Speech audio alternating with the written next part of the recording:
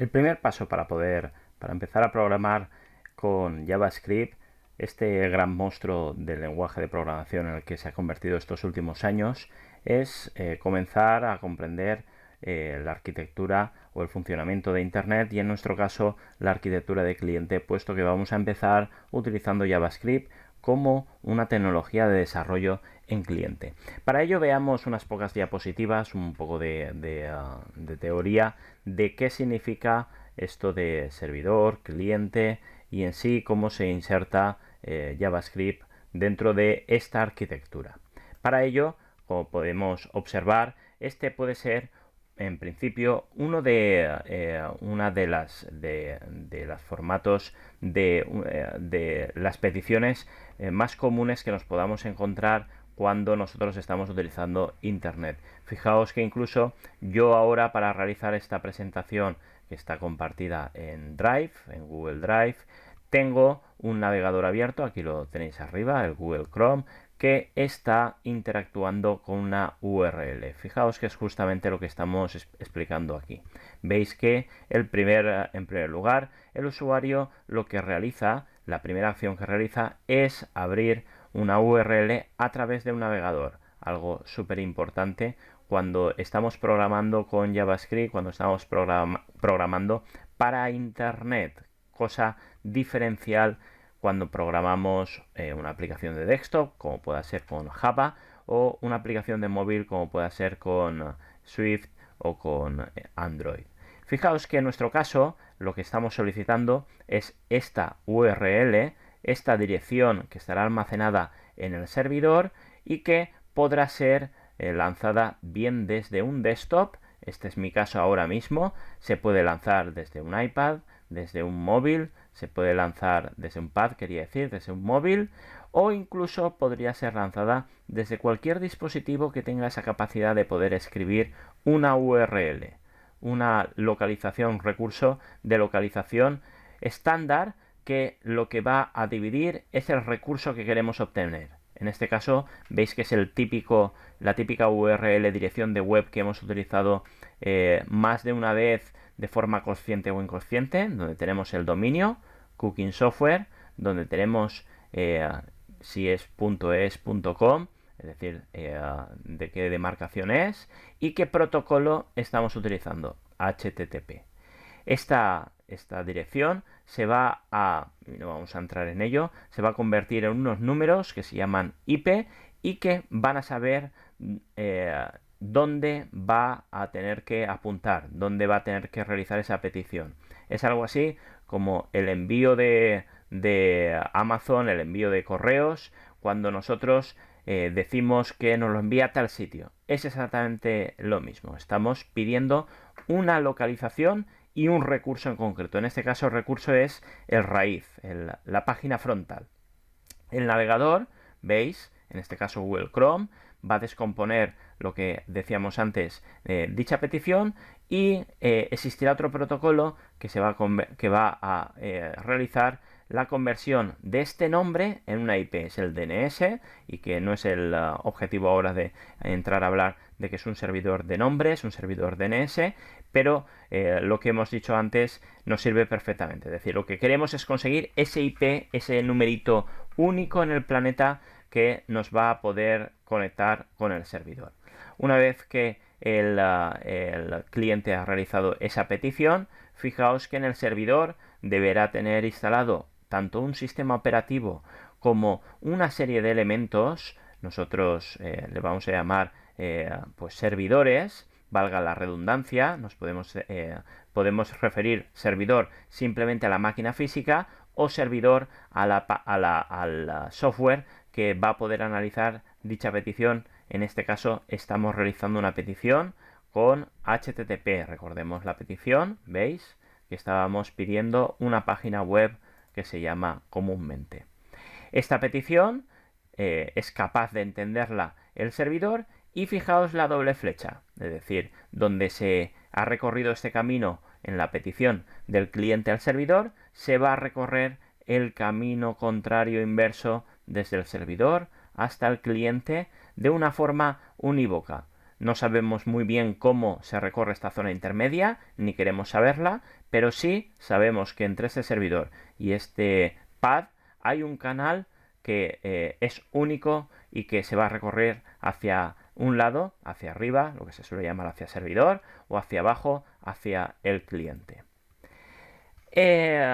Tenemos la grandísima suerte dentro de la programación en Internet frente a otros lenguajes, a otras tecnologías, a otras arquitecturas, que existen unas entidades reguladoras, unas entidades que se encargan de fijar los estándares de entendimiento, como pues este servidor y este cliente son capaces de interaccionar, de comunicarse, de enviarse y recibir información, y que justamente estas entidades reguladoras van a ser suficientemente estándares como para que con un lenguaje podamos hacer siempre la misma programación.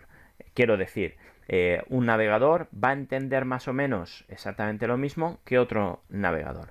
Estas dos entidades principalmente son el IETF, que lo que se encarga es de la parte más de Internet, y el World Wide Web, que se encarga del funcionamiento web. Podríamos decir que esta es la parte quizá más baja, más hardcore de funcionamiento, y esta es la de más alto conocimiento, o que se encarga de conocer o de regular lenguajes como por ejemplo pueda ser el www. Aquí tenéis las dos direcciones, www.org o bien la de el IETF.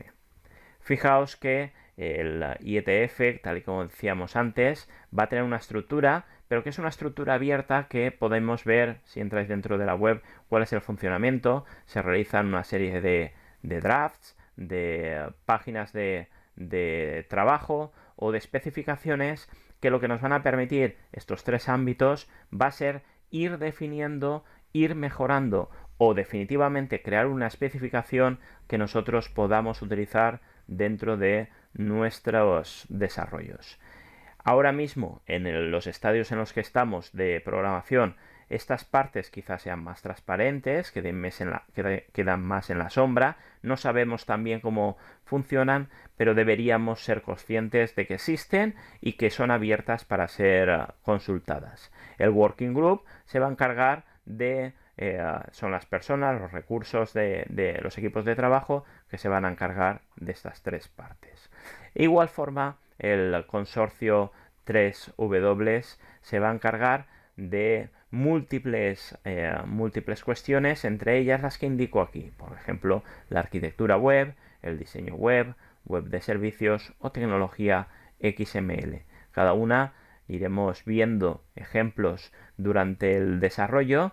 Fijaos que hace mención, como por ejemplo pueda ser a cómo funciona la arquitectura del protocolo HTTP. El diseño web sería más bien a la apariencia de nuestras páginas, la tecnología XML respecto a la información que estamos comunicando, utilizando o transmitiendo, y los servicios, cómo funcionan en sí todas estas partes, cómo se integran y cómo acaban hablando cliente-servidor.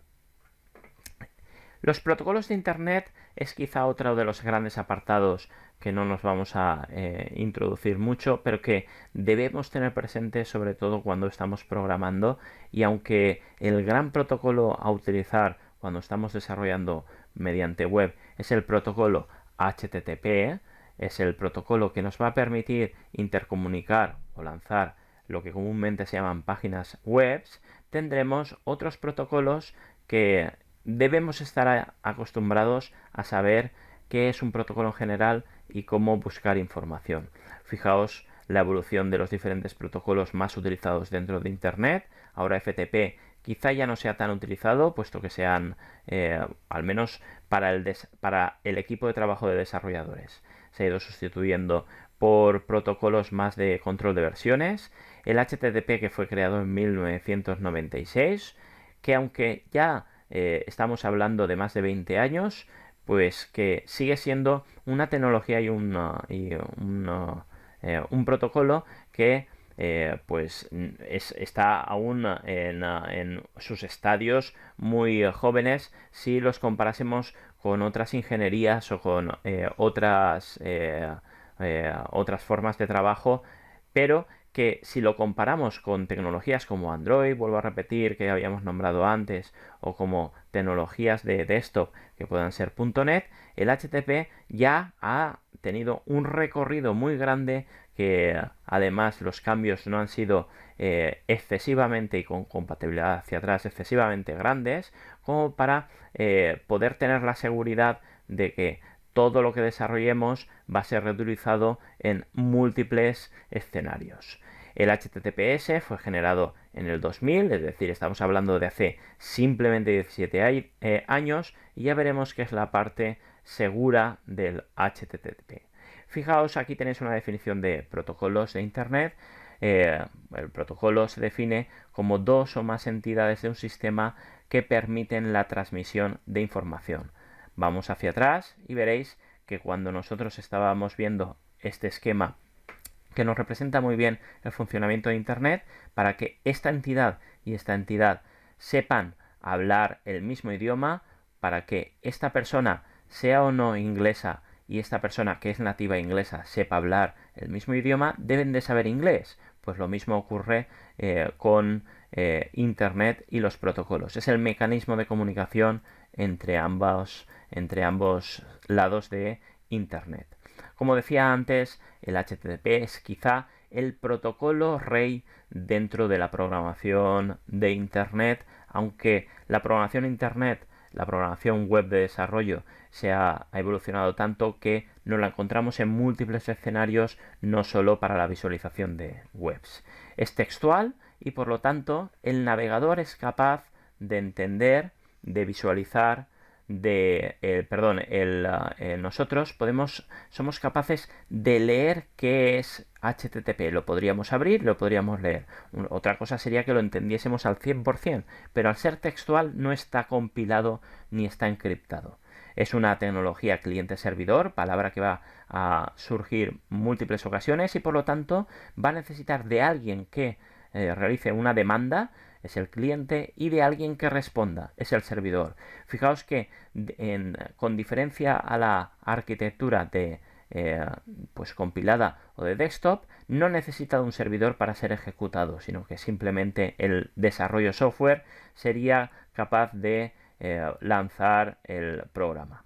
Fijaos también que es muy inseguro. Bueno, sí, os estáis imaginando que es textual y lo podemos leer. Cualquiera podría hacer, en nuestro caso, por ejemplo, Control-Shift y, ¿veis? Acabo de abrir el debugger que ya iremos viendo del navegador, y podemos ver por dentro qué hay.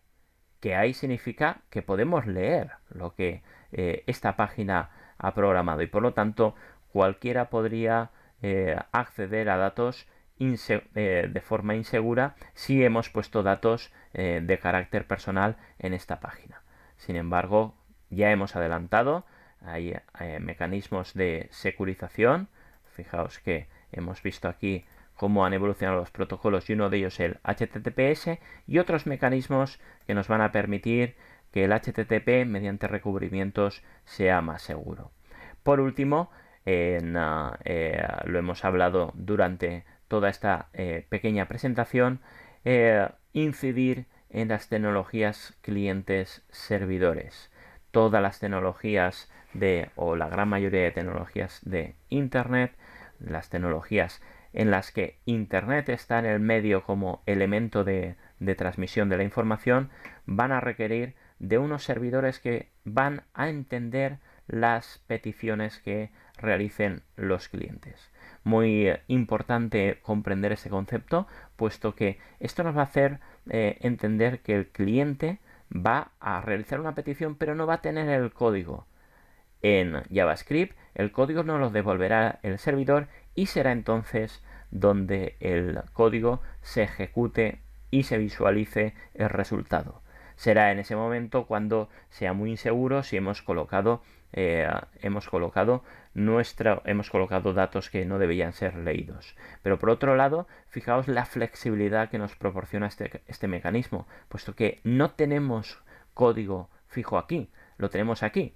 Y por lo tanto, si queremos hacer una actualización, repercutirá en todas, absolutamente todas las peticiones posteriores sin tener que volver a modificar todo el software. Una diferencia muy importante respecto a cuando programamos en entorno de desktop.